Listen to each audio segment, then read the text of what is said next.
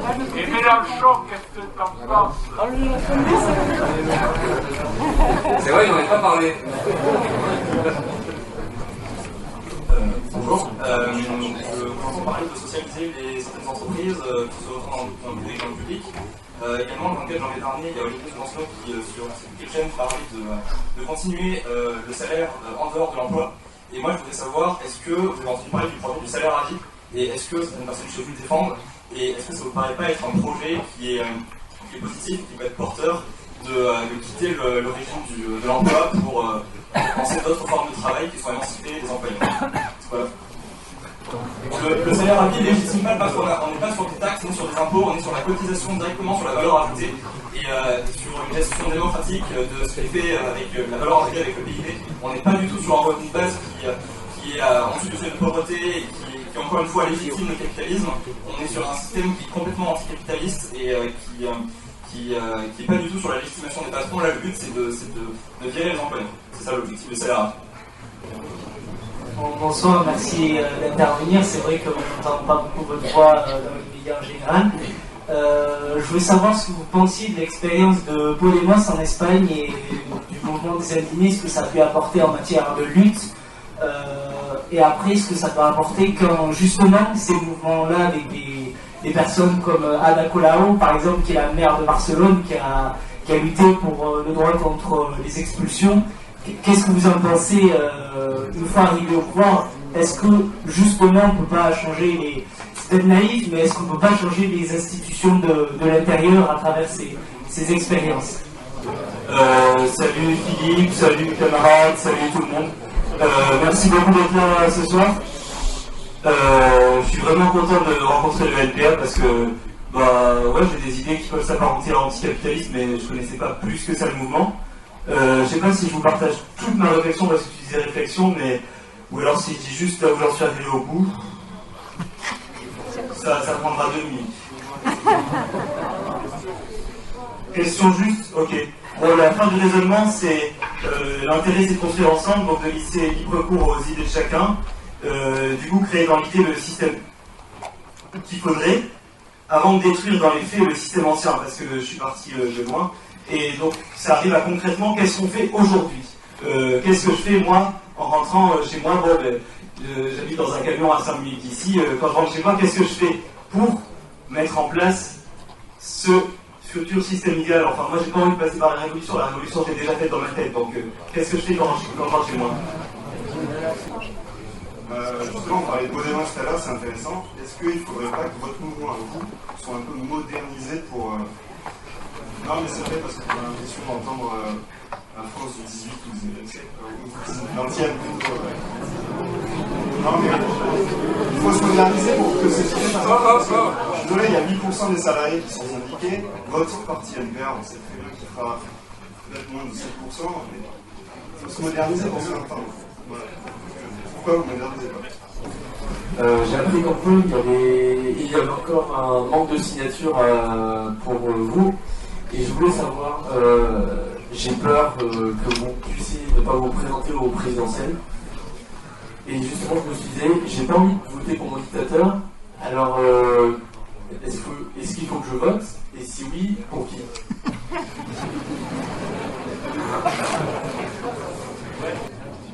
C'est un peu la même question que le monsieur qui demandait qu'est-ce que vous pensiez de Mélenchon. C'est comment est-ce que vous entendez à terme socialiser durablement les moyens de production sans passer par l'élection, ou du moins par la légitimité de la loi, c'est-à-dire à partir du moment où on ne change pas de fin. Tout à l'heure, tu critiquais une éventuelle 6ème République, mais la 6ème République c'est juste la suite de la 5ème, c'est-à-dire une nouvelle République qu'il faut inventer. Donc, comment la créer sans passer par l'élection à la fin, ou par la lutte armée dans ce cas-là? Mais c'est une autre histoire, vous appelez pas directement à la lutte armée, mais à la séquestration de patrons, etc., ce qui peut être intéressant. Dans ce cas-là, où on fait vraiment, mais on est clair, où on passe par l'élection parce que c'est le seul autre système. Bon, en tout cas, le seul autre système pour changer de système après, c'est-à-dire que pour l'instant, pour changer de république, passer à la 6ème République, quelle qu'elle soit, il faut en finir avec la 5ème par l'abrogation de cette République, etc., 3/5e au Sénat, etc. Enfin, j'ai oublié mes cours de droit constitue, mais en gros, on est obligé de passer par l'élection, quoi. Non? commence par la modernisation, si j'aime bien la question. Ce qu'on nous présente comme moderne aujourd'hui, c'est Macron. Alors, quand on le voit, on n'a pas envie d'être moderne, ça c'est sûr, de ce point de vue-là. Mais après, le problème, c'est que de toute façon, c'est que, évidemment, mais ça a toujours été comme ça, les idées de contestation de la société, elles sont minorisées. Sauf dans des périodes révolutionnaires ou sauf dans des périodes de combat social. Et sinon, en dehors de ça, évidemment, on est ultra minoritaire et toute la difficulté, elle est là. C'est de comment donner crédibilité à des idées de changement de société, alors qu'en permanence, on nous explique que c'est pas possible. D'abord, en permanence, on nous explique qu'il faut qu'on se taise.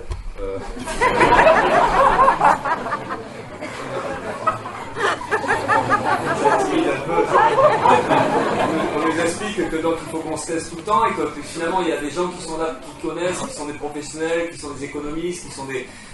et nous on sait rien, donc il faut faire face à ça aussi. Et c'est vrai que on le voit bien, on est obligé d'aller bosser pour vivre, ceux qui ont le pouvoir, ceux qui ont la richesse, tout ça c'est pas nous, donc c'est comment on change ça. Alors évidemment quand on dit il faut changer ça, ou même quand on dit tout simplement une société égalitaire où les richesses sont réparties, tout ça, ça apparaît quand on voit la concentration de richesses sur la planète entière, mais même quand on voit la planète ce qu'elle est aujourd'hui, parce que j'ai pas parlé de plein de trucs, mais aujourd'hui nous on parle de l'aspiration à un monde plus juste, plus sympa, et on a quoi? On a Trump qui arrive. Trump, président des États-Unis, la plus grande. Alors c'est sûr que là on se dit que c'est ça aujourd'hui, la société elle va vers ça, vers des mecs complètement tarés, des mecs qui affichent leur racisme, leur bêtisme, alors tranquillement, les mecs qui sont, alors lui aussi anti-système quand même, hein. Trump c'est pas la modernité mais presque, hein. Donc on a un anti-système milliardaire avec dans son gouvernement des banquiers de Morgan Sachs, avec le patron d'Exxon, enfin des grandes multinationales de pétrolières en plus, avec des ultra-conservateurs contre le droit des femmes, contre les immigrés, tout ça. Mais voilà, c'est là, c'est le pouvoir, et c'est même présenté comme finalement une évolution dans la société, puisqu'à côté de Trump, on a des Poutine de l'autre côté, qui jouent les fiers à bras, les militaristes, ça annexe la Crimée, puis derrière, on va voir plus loin, ils interviennent militairement tranquillement en Syrie pour aider un dictateur pourri qui s'appelle Bachar el-Assad. Donc voilà, c'est ça le monde aujourd'hui. Hein, malheureusement, c'est ça, c'est une misère réelle de l'ensemble de la planète, et il y a à côté de ça un pouvoir dépossédant qui est de plus en plus violent, de plus en plus réactionnaire. Donc c'est sûr que dans ces configurations-là, c'est difficile d'avoir une crédibilité, de dire bon ben et voilà, ça passera par des résistances, ça passera par on en est là aujourd'hui, on fait ce qu'on peut. On n'a pas forcément un joli visage, on est peut-être un peu trop petit, trop faible, trop bricolé, mais bon, on est comme ça. Mais ceci dit, les mouvements révolutionnaires, ils naissent aussi comme ça. Voilà, donc nous, c'est le point qu'on pose, c'est comment on réagit, comment on riposte, comment on arrive à recréer du lien, comment on arrive à remettre en place de la solidarité, comment on arrive à faire en sorte que les idées de progrès social, elles soient admises par plein de gens. Enfin, voilà, donc nous, c'est un combat, oui, c'est un combat quand même. Alors on a la gueule qu'on a, mais après, et encore le 11, c'est pas que l'UNPR, là, je dis parce que je pense que tu parles pas que du UNPR, tu parles. Ouais, voilà. Ouais, voilà, ouais, donc. Ouais, les syndicalistes, c'est vrai qu'il y a peu de militants syndicalistes aujourd'hui, mais le peu de militants syndicalistes, c'est aussi parce que dans les entreprises, il y a une répression, parce qu'aujourd'hui, les gens ont peur, parce que c'est pas si simple que ça, et parce qu'en plus, les syndicats, ils sont pas forcément non plus avec des politiques très convaincantes. Donc voilà, il y a plein de raisons qui font que, puis beaucoup de gens aujourd'hui sont dans une précarité extrême, sont complètement exclus du travail, et n'ont plus les moyens. Donc c'est tous ces problèmes-là, donc c'est à partir de là, comment on fait pour redonner confiance, comment on fait pour avoir à nouveau cette sorte de pêche, de morale pour se battre, et c'est pas si simple que ça. Voilà, donc quand on voit aujourd'hui, même un Macron, vous avez, enfin, je vais pas être obsédé par Macron parce que, enfin bon, Macron si. Là aujourd'hui, il arrive à embarquer des jeunes pour faire du porte-à-porte, hein, machin. Mais ces mecs-là, ils ont du pognon, ils ont tout ce qu'il faut pour. Même quand ils font des meetings. Alors c'est vrai, Macron, vous avez vu, il fait des meetings à 4000 avec 1000 personnes devant qui peuvent pas rentrer. Mais bon, après, il faut voir toute la structure qu'il y a pour attirer les gens, pour les faire venir, tout le système de bus, de covoiturage, enfin, les moyens qu'ils ont pour concentrer les trucs. Bon, ben nous, on n'en est pas là, donc c'est sûr que quand on voit ça, on se dit qu'on joue pas dans la même cour, hein. C'est un peu comme en foot, la Champions League, hein. Il y a les petits qui essaient de passer au préliminaire, et puis au tour préliminaire, et puis les autres. Donc voilà, mais nous, on est avec ce qu'on est, et notre camp social, c'est ça, et donc c'est à partir des forces qu'on a, ben, on essaie de se reconstruire. Donc voilà, donc je réponds pas forcément bien à je passe vite, hein. Comment changer, quelle autre politique et tout ça, je sais plus qui c'est qui posait ça, comment on peut 6ème République, nouvelle. C'est non, c'est pas. En gros, est-ce qu'il y a vraiment une suite concrète à la position intermédiaire entre lutte armée, qui est possible et faisable et qui s'est déjà fait, pour renverser le système, et révolution par les urnes. C'est-à-dire que vous êtes dans, enfin, c'est mon avis de pro-Mélenchon, on va dire, d'après moi, vous êtes dans un espèce d'entre-deux qui on fait la révolution par la lutte armée. Concrètement, on prend le pouvoir, manu militari, socialisation des moyens de production, ok, c'est faisable et ça c'est fait. Mais dans ce cas-là, vous faites un appel concret et explicite à ça, ou alors c'est une évolution par les urnes. Mais la position intermédiaire, qui consiste clairement à avoir un mégaphone, elle est intéressante, mais est-ce qu'elle peut changer les choses? Ou alors est-ce que vous êtes juste, le MTA, un think tank entre guillemets, mais de gauche radicale, c'est-à-dire que vous diffusez des idées pour qu'après des partis politiques concrètement agissent. Mais dans ce cas-là, vous êtes un syndicat, think tank, et on peut parler, mais je comprends. Enfin, voilà, je pense. C'est vrai que c'est toujours difficile de discuter de la suite des événements, comment ça se passait, s'il y avait des luttes sociales et tout ça, mais on est révolutionnaire, on pense qu'il faut renverser le capitalisme. Alors aujourd'hui, c'est vrai qu'on ne dit pas il faut prendre les armes parce qu'en réalité on ne sait pas trop comment le scénario va se dérouler. Nous on discute d'un rapport de force, on discute qu'il faut prendre nos affaires en main, qu'il faut qu'on fasse de la politique nous-mêmes, qu'on s'organise, qu'on crée nos propres structures de combat, qu'on crée ou qu'on construise un parti qui soit suivi des opprimés et des exploités. Et que de petit à petit on arrive à justement inverser le rapport de force. Jusqu'où ça peut aller, comment ça peut se passer, on n'en sait rien. Si on regarde l'histoire, ça se finit souvent par les armes. Mais même, c'est quasiment sûr qu'il y a un moment donné, ça se passe un peu comme ça. Parce que encore une fois, quand on voit la loi travail, où c'est juste la contestation d'une loi qui permet au patron de licencier un peu plus, quand on voit comment la police répond, comment l'État répond, on se dit que le jour où on mettra en avant l'interdiction des licenciements, ça risque d'être un peu plus violent la réponse. Mais là on parle de la France. Mais quand on voit comment le peuple syrien, quand il veut un peu plus de démocratie, ce qu'il prend dans la gueule pendant 5 ans, on se dit que oui, à un moment donné, évidemment, les rapports de violence, il va falloir qu'on en discute et qu'on ne soit pas toujours le camp qui subit.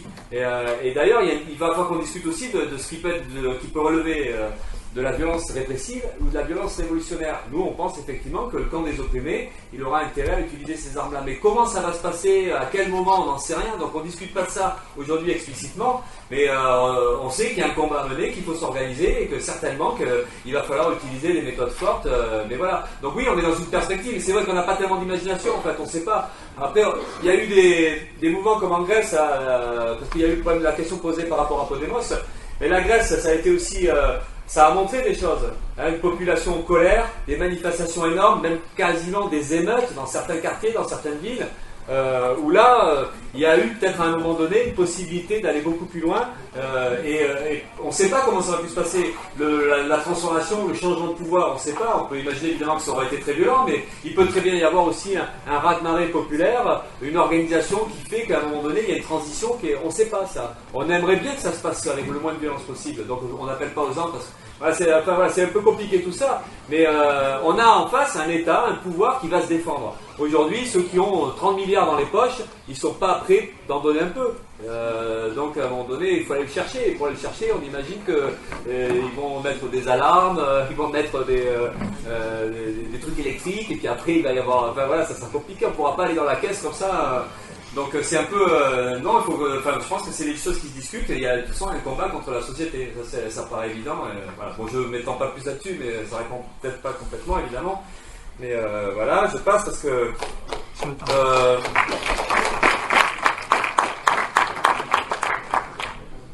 donc ouais, salaire à vie, travail...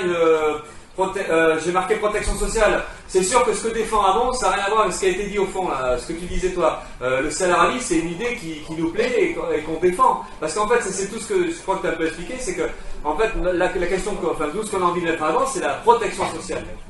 Donc évidemment, la sécurité sociale. Et Olivier Besançon, il discutait d'une nouvelle branche de la sécurité sociale qui permettrait de financer le salaire à vie.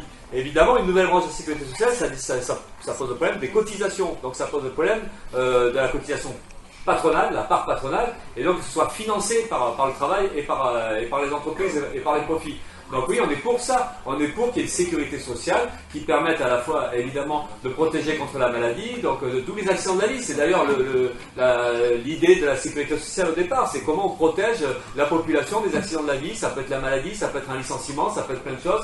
Et donc, effectivement, c'est comment on répond à ça. Donc pour nous, le salaire à vie, c'est pas juste une histoire d'une somme d'argent. C'est l'histoire d'un système avant tout de protection sociale. Et c'est l'accès gratuit aux besoins fondamentaux de la société. Nous, on pense que la santé, ça doit être complètement gratuit. Il devrait y avoir un développement des structures, y compris dans les quartiers, c'est pas que les hôpitaux, enfin, c'est comment au quotidien on peut avoir un système de santé ultra développé. Et puis c'est l'accès gratuit à l'éducation, accès gratuit à la culture, mais aussi les transports. Là, j'ai parlé un peu de la pollution tout à l'heure, mais la réponse qui paraît quand même de bon sens, c'est la gratuité des transports en commun, de manière à ce que les gens utilisent le moins possible les voitures. Là, on fait le coup de la gratuité juste quand il y a les pics de pollution qui dépassent, et puis après, on repart tous les balles. Alors là, le périph' à Paris ou la rocade à Bordeaux, le lendemain, on refait comme si, oh merde, une semaine après, ça remonte les pics.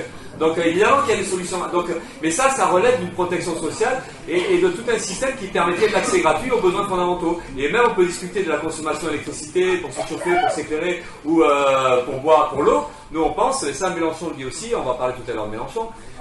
Mélenchon défend aussi cette idée qui est une gratuité de ce qui est basique, enfin des besoins fondamentaux de la population.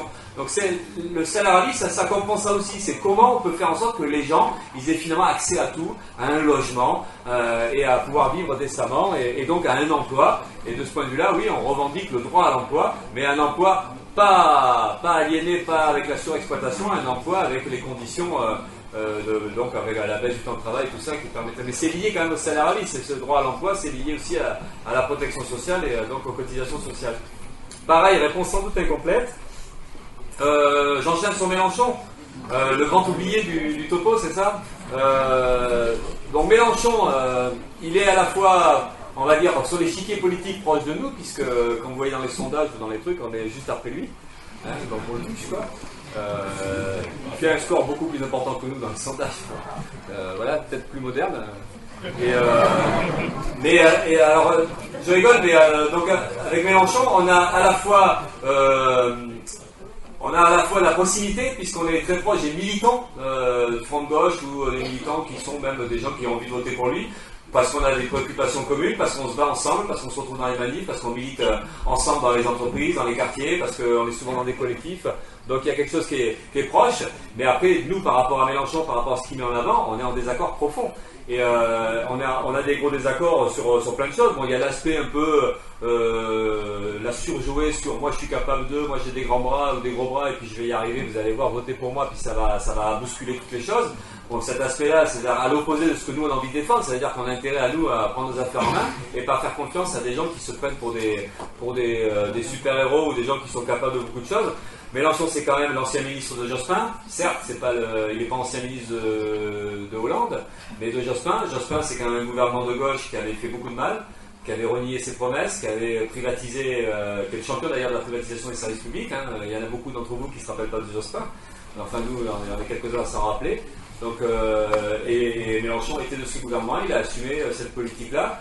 Donc, c'est quelqu'un qui a vécu 30 ans au Parti Socialiste, c'est quelqu'un qui vit de la politique depuis très longtemps, qui n'est pas choqué tant que ça d'avoir 6 000 euros en tant qu'élu au Parlement ou en tant que sénateur. Bon. Donc, ouais, c'est pas notre monde, c'est pas. Donc, de ce point de vue-là, nous, on représente autre chose. Et après, du point de vue des perspectives politiques, oui, on pense qu'il faut une politique de rupture avec le capitalisme, et c'est pas ce que défend Mélenchon. Mélenchon ne dit pas qu'il faut. Il parle effectivement de la 6e République, c'est-à-dire d'essayer de voir comment on peut faire une République aujourd'hui et comment on peut l'améliorer et en développant les caractères démocratiques. Mais nous, on pense que ça, c'est illusoire, parce que les institutions politiques, elles sont dépendantes de la classe qui défend, qui possède ou qui dirige l'économie. On ne peut pas parler de démocratie politique si on ne parle pas de démocratie dans l'entreprise, et donc, au bout du compte, de qui possède ou qui dirige l'économie. Et c'est pour ça qu'on discute d'un affrontement et de la question de l'expropriation et donc de la remise en cause du pouvoir patronal, du pouvoir des capitalistes sur l'économie. Donc de ce point de vue-là, c'est une perspective qui est quand même différente. Et puis après, le fond aussi, quelque chose qui nous sépare beaucoup, c'est la politique internationale. C'est les postures de Mélenchon par rapport à Bachar al-Assad, par rapport à Poutine. Et nous, on est internationalistes, nous on pense que ce qui prime, c'est la solidarité internationale entre les peuples.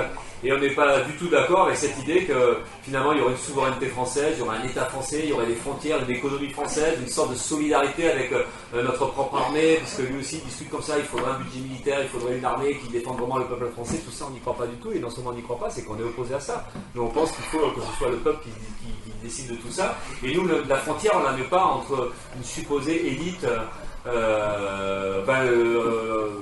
je dis n'importe quoi. La frontière, on la met pas nous entre les peuples, on la met entre des classes sociales. Donc pour nous, c'est la question de comment le camp des opprimés et des exploités se défend. Et donc on est à l'opposé de toute idée protectionniste, on est à l'opposé de tout ce qui peut mettre en avant l'idée que finalement, plus on est derrière nos frontières, plus on peut se protéger, plus on peut combattre le chômage, plus on peut faire plein de choses. C'est pas vrai. En fait, il y a pas de, on se protège pas comme ça. La seule protection pour les peuples et les travailleurs, c'est la solidarité internationale, c'est les combats internationaux et donc par-delà les frontières. Et donc de ce point de vue-là, on ne défend pas non plus la même perspective que celle que défend Jean-Luc Mélenchon. Donc beaucoup de points qui nous séparent, à côté de points d'accord, mais en même temps, dans cette élection-là, on pense que ça peut être utile qu'il y ait un débat politique à la gauche de la gauche où on puisse discuter clairement de voilà les perspectives, voilà comment on voit les choses et toute l'importance qu'il y a à nous qu'on puisse prendre nos affaires en main. Et de toute façon, le problème va vite se discuter parce que Mélenchon, a priori, il n'est pas au second tour. Et donc, qu'est-ce qu'on fait après? Donc voilà, donc l'élection est l'occasion pour nous d'affirmer tout ça, de défendre nos différences et d'essayer d'être utile à un débat politique qui concerne l'ensemble du mouvement social. Et après, je sais pas, Podemos, d'où Podemos, c'est je sais qui c'est qui a posé la question, mais c'est ce que Podemos, c'était la mobilisation qui était les indignés, et ça a été une forte mobilisation sociale contre les expulsions, contre l'austérité, contre la précarité, toutes les difficultés du quotidien. Une grosse mobilisation qui a débouché sur une organisation politique, des militants à la base, et c'est devenu Podemos. Après Podemos, on est plus que, on est sceptique aussi parce que là, en fait, du coup, ça devient un peu compliqué à voir les perspectives en réalité, parce que là, on est pris effectivement entre est-ce que c'est le mouvement social qui prime, ou est-ce que finalement, au bout du compte, ça va être une solution politique avec une nouvelle gauche, un peu plus radicale, certes, mais on n'est pas sûr de ça. Nous, on pense que s'il n'y a pas de mouvement social, s'il n'y a pas de rapport de force, ça ne changera pas. Là où ça a été un peu spectaculaire, c'est en Grèce avec Syriza. On avait Syriza, c'est un peu la même histoire d'une certaine manière, c'est une radicalisation dans la population, la construction des bouts le PS qui s'écroule et puis un bout de la gauche qui se radicalise, qui se reconstruit avec donc un succès électoral au point d'arriver au pouvoir. Mais le problème c'est que Syriza, une fois plus il avait des chances d'arriver au pouvoir, et une fois qu'il est arrivé au pouvoir, le programme il s'est petit à petit détérioré, et tous les côtés radicaux, anticapitalistes, de dire nous la dette on l'annulera, nous vous allez voir, ça c'est complètement parti, et on a vu l'échec catastrophique de Syriza. C'est que finalement l'affrontement, ils ont pas osé s'affronter avec le pouvoir, avec l'Union européenne et la Troïka. Et donc du coup on voit la catastrophe. C'est que Syriza aujourd'hui est encore au pouvoir, en train d'assumer même contre leur propre volonté, mais ils assument une politique ultralibérale, une politique de destruction des services publics, une politique d'attaque contre les retraites, d'appauvrissement de la population. Et donc là du coup on se dit encore une fois ça fait la démonstration des limites du changement en étant au pouvoir, même avec un gouvernement qui était certainement en partie, en tout cas sincèrement, avec des idées au moins anti-libérales et anti-austérité. Donc le problème de fond, ça reste que la population, elle doit s'organiser, elle doit se battre, et c'est le problème du rapport de force. Donc, et nous, on pense qu'à l'échelle européenne, c'est ça la meilleure chose qui peut se passer, c'est la lutte de la population grecque qui continue aujourd'hui, parce qu'on en entend moins parler, mais la résistance est toujours là. Il y a, même dans les milieux étudiants, il y a des manifestations, il y a dans des quartiers, il y a toujours des rapports de force qui sont plus ou moins différents. Il y a une forte résistance. En Espagne, la mobilisation continue. Podemos, ça illustre ça aussi, les succès électoraux de Podemos, même s'ils n'ont pas gagné. Ça montre qu'il y a des militants dans les villages, dans les villes en Espagne qui s'organisent, qui essaient de faire autre chose. Donc ça montre qu'il y a une résistance et qu'il y a et donc comment, entre la Grèce, l'Espagne, nous en France, et puis aussi les résistances qu'il peut y avoir en Belgique, en Angleterre, comment tout ça, ça peut se construire aussi par-delà les frontières, comment il peut y avoir de la convergence, comment on peut construire une véritable solidarité et une coordination des résistances. Mais de toute façon, c'est comme ça. Abattre l'Union européenne telle qu'elle est, ça sera par la révolte des peuples. Voilà, et c'est pour ça qu'on est de ce point de vue-là, même en désaccord avec Mélenchon sur la façon de voir l'Europe, l'Union européenne, la sortie de l'Europe. Nous on pense qu'il faut une Europe des peuples, il faut une Europe solidaire, et ça passera par le combat des peuples et des populations, des travailleurs. Donc on est là-dessus. Donc voilà.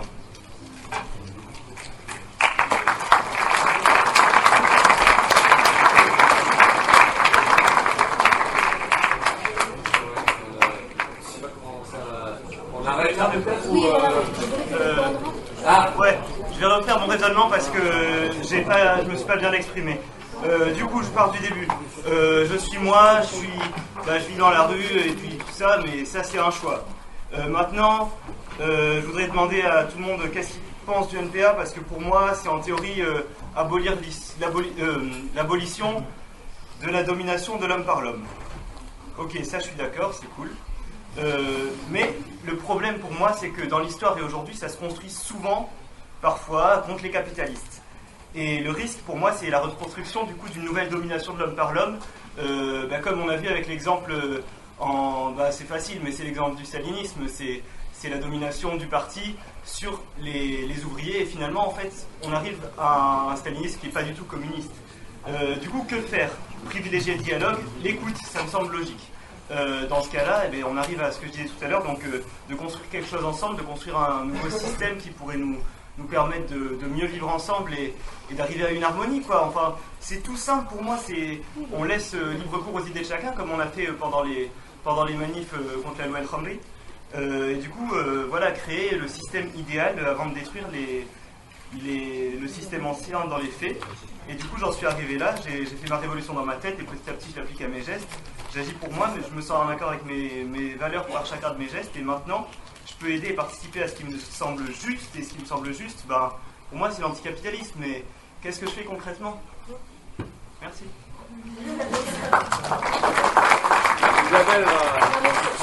C'est un début de réponse, mais justement, j'avais noté ça, j'avais noté ta question, et effectivement, on a un peu oublié d'y répondre. Et tu as raison, qu'est-ce qu'on fait aujourd'hui concrètement? Parce que c'est ça, effectivement. Alors, lutter est un risque, faire la révolution, c'est un risque, on n'est pas sûr de gagner. Mais le monde dans lequel on est insupportable.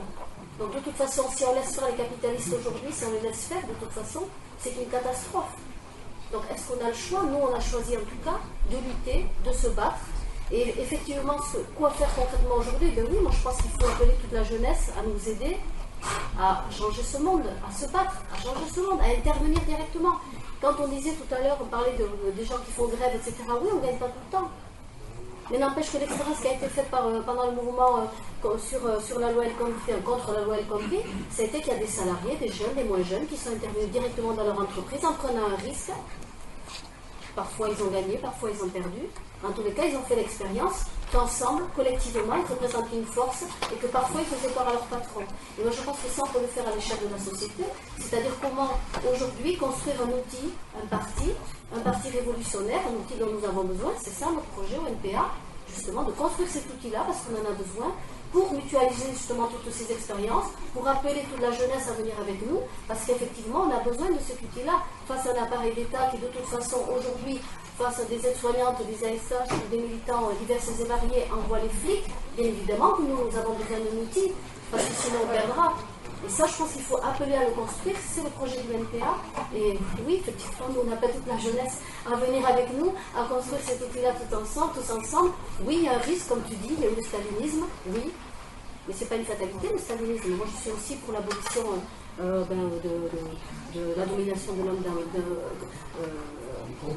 sur l'homme, évidemment. Moi, je pense qu'on peut construire tout à fait une société harmonieuse où on vit normalement, où on est tout à fait le droit, comme disait tout à l'heure Philippe, de vivre dignement, etc.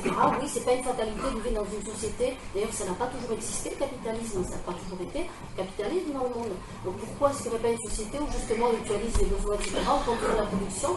Mais ça veut dire un parti qui aide les masses à prendre le pouvoir, à contrôler la société directement par en bas. Et ça, pour ça, ça ne va pas se faire automatiquement, il faut le préparer.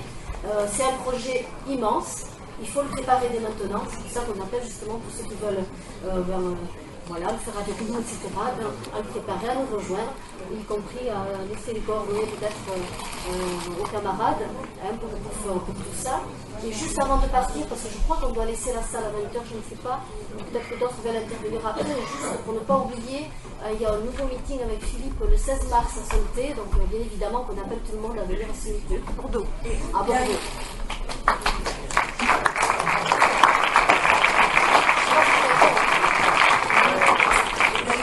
On appelle aussi tous ceux qui ont été intéressés par ce meeting, qui veulent suivre les discussions avec nous et même faire un bout de chemin avec nous pendant le cadre de la campagne, pour que cette campagne, pour que cette candidature elle existe.